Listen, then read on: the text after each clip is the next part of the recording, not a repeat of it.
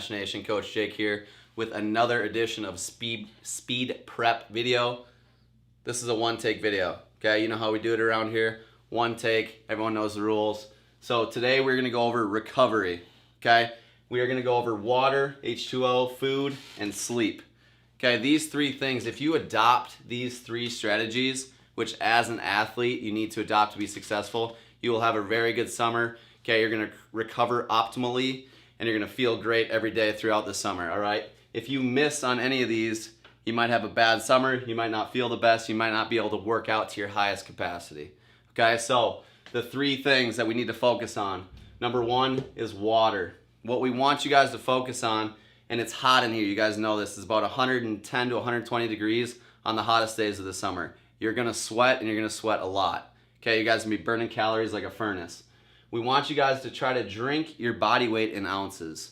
Okay, what this means is that if you weigh 150 pounds, we want you to try to drink 150 ounces of water. Just for reference, a gallon is 130 ounces. Okay, so that's a lot of water. We understand that, but you're gonna be losing a ton on the turf. So you need this, okay? Now, obviously, if you're a 200-pound guy, 220-pound guy, that's a lot of water. You're looking at like 2 gallons of water. You can maybe cut it back to like a gallon and a half.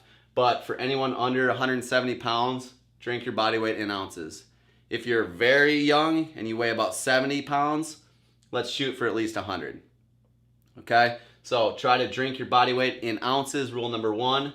Number two, on top of this, we're gonna go with 4 ounces of water per half hour working out.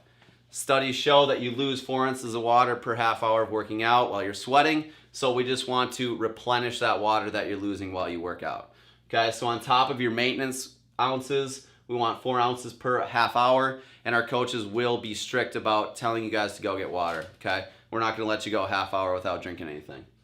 Now, for these two to make sense, what we want you guys to do to make sure you're doing these is to weigh yourself on our scale. That's very inaccurate, but generally speaking, it doesn't matter if it's telling you your exact weight, it's just the difference we're looking for.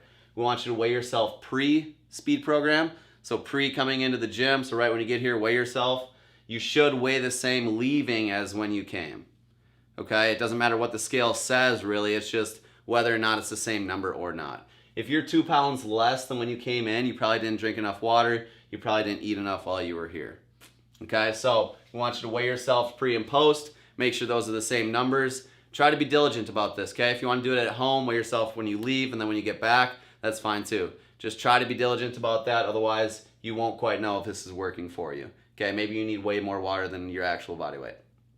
Last thing, just a little caveat here. If you are a salty sweater, the best way to describe this is if you leave like white stains in your armpits or in like your dry, crusty shirts. That's gross, but if that happens to you, if your eyes start to hurt because your sweat is so salty, if you lick your friend and they're really salty tasting, they are a salty sweater. We need you guys to drink more of like a Gatorade, Powerade. Me, myself, I'm a salty sweater. I just put salt into my water. Any way to get electrolytes back in your system, we gotta have that happen, okay? So if you guys need help with that, just let us know. And on any of this, as you know, you can come to us with any questions, okay? You guys are a speed program, we care about you. So, coming on from water, that's gonna make sense. Food, what I wanna go over first is carbs, protein, and fats. If you guys already know this, just skip ahead a minute, okay? Carbs are your breads. There's starchy and fibrous carbs. It's your breads, your fruits, your vegetables, your noodles. It's basically, in America, it's the bulk of your meal, okay? Which is not correct, but we'll go over that. So, carbs there, proteins. We're looking at all meats are protein. You got peanut butter, you got your nuts. Okay, those are your proteins. And your fats, we like to say that fats just line up themselves. They will come. Most people eat too many fats, that's okay. Fats will come, all right? Most people always eat enough fat, so don't really worry about that when I start talking about what you should eat and when you should eat it. So the 3 macronutrients are called carbs, proteins, and fats. These make up all the calories you eat in your food. So I'm gonna talk about which ones you should be eating when. So an hour pre-workout, science shows that 1 hour to 90 minutes before your workout is the best time to have carbs and protein. All right, and I'll give you guys examples of what I eat or what other coaches eat, and ideal examples here. So carbs and protein here, I like to go with a banana and a little bit of peanut butter. And honestly, my pre and mid are kind of the same. Okay, so carbs and protein, I go with a fruit and some sort of butter, like a peanut butter or a nut. That's going to give you the protein. When we're looking at mid-workout, now we're looking for a little bit more carbs compared to protein. We want about a 6-to-1 ratio there. So again, your apples and peanut butter, your bananas and peanut butter, your peanut butter sandwiches, those are going to have a lot of carbs in them.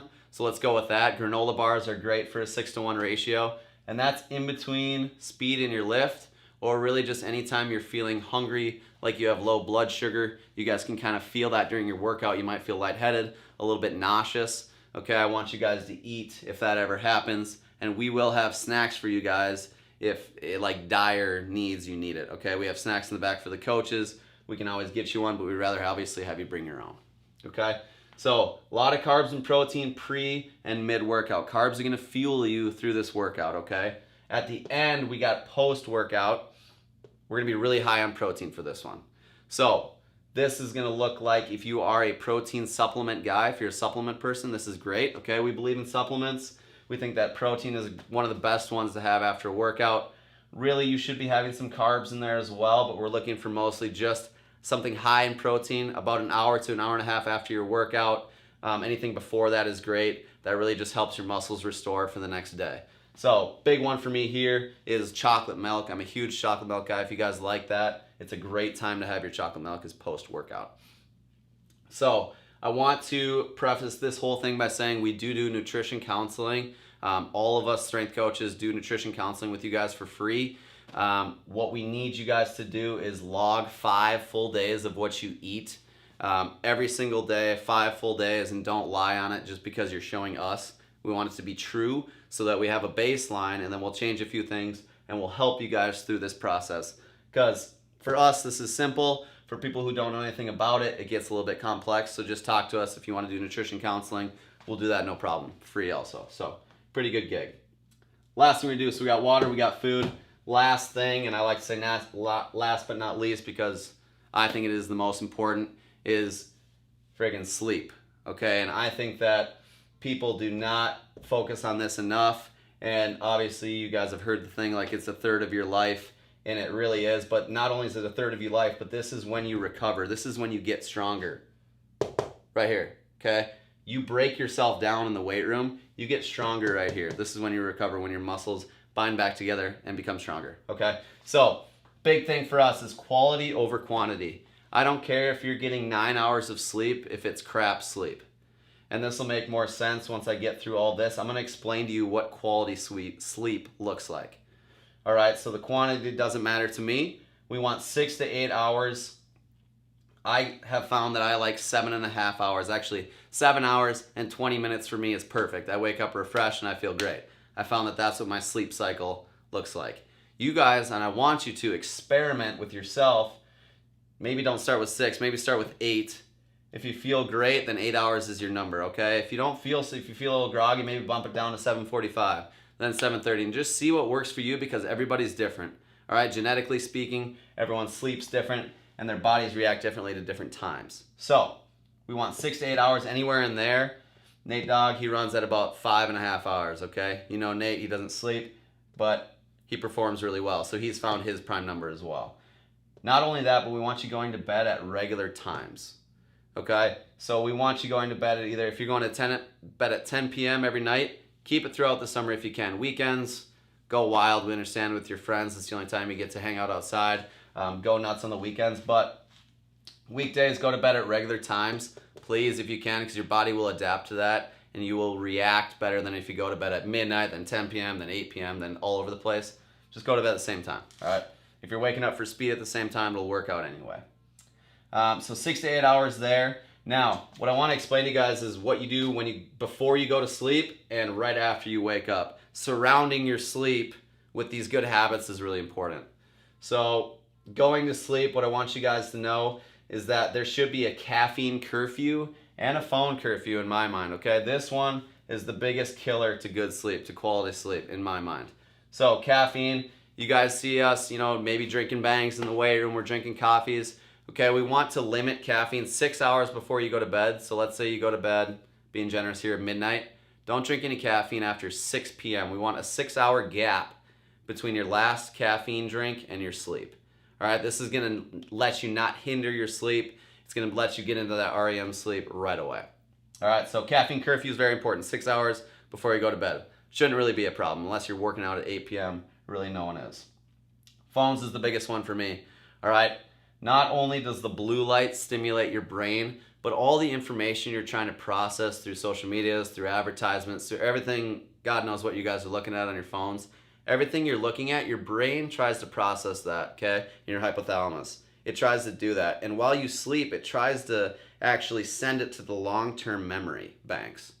Okay, so do you want a Reebok advertisement trying to solidify in your brain?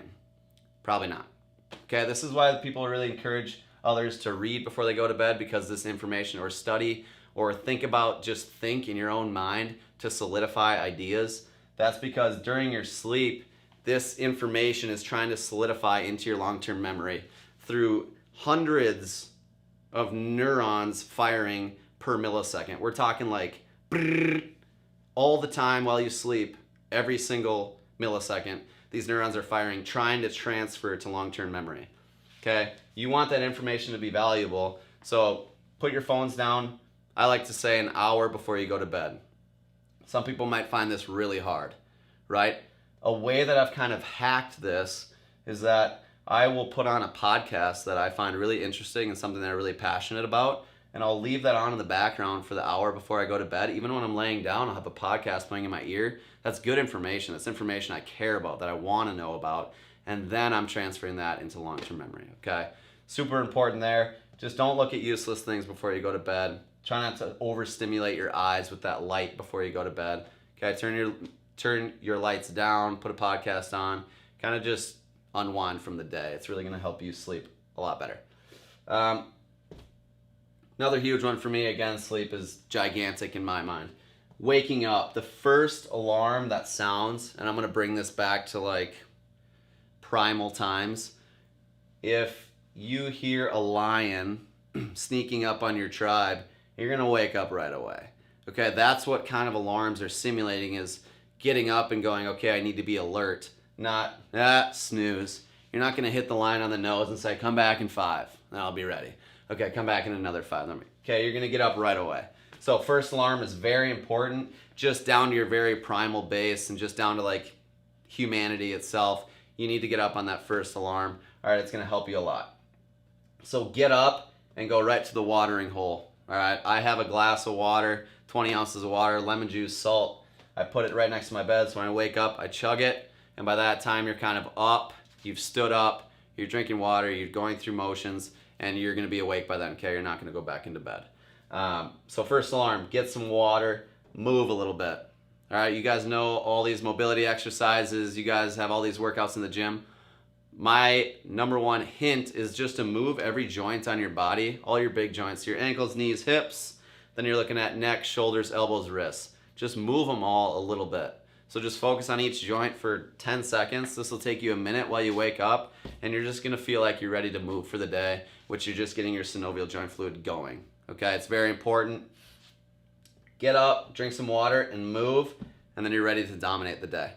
All right, so that's gonna be it for sleep. That's really what we require for our recovery in general. These are habits that if you wanna be an elite athlete, you need to adapt. Okay, you need to do these things if you want to succeed in this summer, if you want to succeed in sport, and really I would argue if you want to succeed in life, you need to get these things hammered down now before it's too late and you don't know how to sleep and you're going down the hole. Okay, so adopt these habits, get used to them before speed starts. Do it now, get used to it now so that when June 10th hits, you're ready to rock and roll. If you guys have any questions for us coaches, just let us know. We're happy to talk about any of this stuff. We're happy to sit down one-on-one with your parents, whatever you want. Let's get you guys in these good habits. Let's have a great summer. Thanks, guys.